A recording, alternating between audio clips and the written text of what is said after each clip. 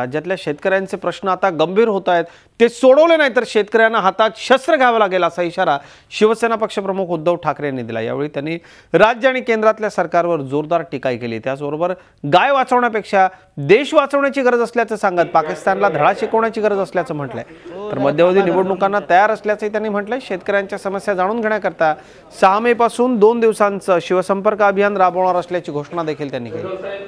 जिल्हा परिषद आणि पंचायत समितीत निवडून आलेल्या शिवसेना सदस्यांच्या मुंबईतल्या मेळाव्यात ते बोलत होते। जिल्हा परिषद पंचायत समिती शेतकरी आहे जो आपल्याला अन्न पिकवून देतो आहे, तो कर्जाच्या ओझ्याखाली एवढा दबून गेलेला आहे की तो आत्महत्या करायला प्रवृत्त होतो। आणि मग माझ्या मनावर विचार आला, जो आत्महत्या करायला प्रवृत्त होतोय तो काही उद्या करू शकेल। जीव द्यायचाच आहे ना, मग असा काही तसा काही जायचाच आहे जीव, मग असा फुकट पाण्यापेक्षा काही तरुण मरेल। आणि हा जर का विचार त्या शेतकऱ्याच्या मनामध्ये जसं तो बीज रुजवतो तसा जर का रुजला तर आपल्या महाराष्ट्रातच नव्हे तर देशामध्ये अणुबॉम्ब टाकण्याची गरज लागणार नाही। हा देशाचा अणुस्फोट एवढा प्रचंड होईल की तिकडे कोणाचंही सिंहासन हे सुरक्षित राहू शकणार नाही। आणि आज ती शेतकऱ्याच्या मनामध्ये हळूहळू थांबत राहते की काय करायचं, नाही तर आम्हाला हातात शस्त्र घ्यावं लागेल। मधल्या काळामध्ये या पुढ्या सोडल्या जातात की मध्यावधी निवडणुकांची शक्यता आहे, होऊ दे ना निवडणूक, होऊ दे। कोण घाबरते तुम्ही?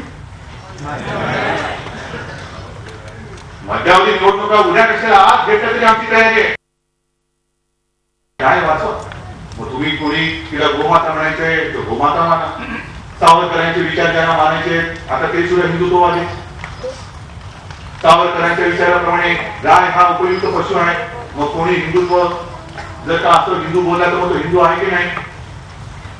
मग गायीसाठी कोणी आता आधार कार्ड काढते, गायीसाठी आता रुग्णवाहिका सेवा सुरू करते आहे। गाय वाचवा, पण पहिला देश वाचवा। देश वाचला तर गाय नव्हे आम्ही सुद्धा वाचू।